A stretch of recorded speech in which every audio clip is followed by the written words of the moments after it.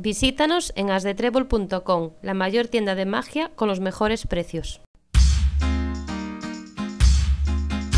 But the reason I stopped printing them was because people were taking $2 bills just like this, and they were tearing them into 2 ones. See?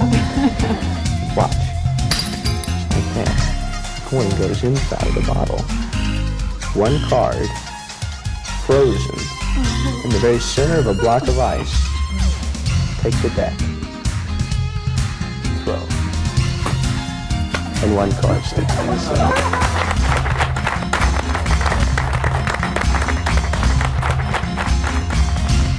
This is a good trick. This is one of my favorite tricks. And you get to pick a card in this trick. So I'm going to do it real fast. So what I'll do is I'll just dribble the cards down, just like that. Anytime you'd like me to stop, just say, stop dribbling. Okay? Stop dribbling. Right here? I can go more if you'd like. That's fine. Okay. This time you've stopped me at the 10 of clubs. Obviously, it could have been any one of those. But now, I could even have you sign that 10 of clubs. But you might think that I'm a forger. So rather than have you sign that 10 of clubs, I want to tear a corner from it. I want to tear the corner from this 10 of clubs. And in this way, you'll be able to identify this card the same way that your thumbprint identifies you. It'll be proof positive identification. Wouldn't you agree? Right. Good. Glad. I'll click it off. There you go. Hold on to that 10 of clubs corner. We'll go ahead and get rid of the rest of the deck. Now, I'm going to take these, or this card, and tear it into little pieces. Now we need to keep those pieces kind of close together, so I'm going to use, I'll use this paper clip. We'll clip them together.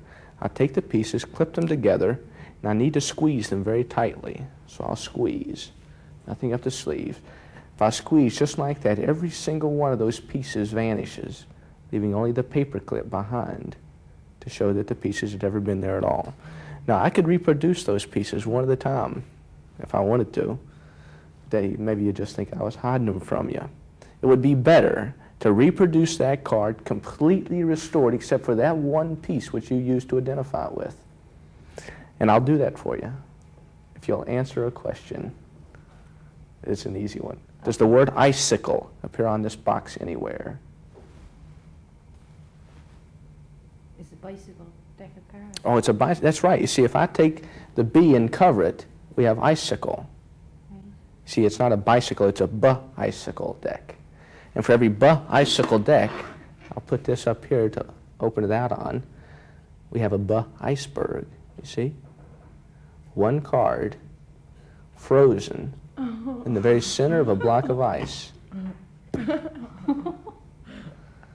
Now, one thing is important is that you notice that it's not frozen on the bottom, it's not frozen on the top, it's actually in the very center of that block of ice. But one thing is crucial, and it's that corner. See, if that corner doesn't match that card exactly, then the trick is a farce instead of a miracle. See? Because it has to come directly from that card. Are you ready? So what I'll do is I'll chip the ice from around that corner and ask you to confirm it. Was that the corner torn directly from that card? Yes, it is. How about that? You can put this in your purse and take it home Thank with you you. very much. How are you? Fine, thank you. It's a good seat, isn't it? It sure is. See better from back there. Well, it's a pleasure to be with you all, and I have something, well, perhaps I should have prepared this well in advance, but this is something that I came up with in the past couple of days, and I think you might be kind of interested in. I came up with it and I was having lunch, and I think about magic a lot, and I thought, well, I'll do a trick with everyday objects, something that I used, for example, when I was having lunch. And maybe it's just the way that my mind thinks, but I came up with a very simple plot, okay? So all we'll have to follow in this particular case is a little cork ball. Actually, it's a little rubber ball covered with a little knitting of some sort there. Now, the plot here is really very simple. In this particular one, all you'll have to do, at one time or another, the ball will either be in the can or it'll be out of the can. But whenever it happens, it'll happen by magic. So some magic will take place. It's not necessarily a gambling game. So, for example, in this case, I place the ball inside the can. All I have to do is touch the end of the wand like this and wave and tap, and the ball comes out of the can like that at the tip of the wand, leaving, of course, the can perfectly empty.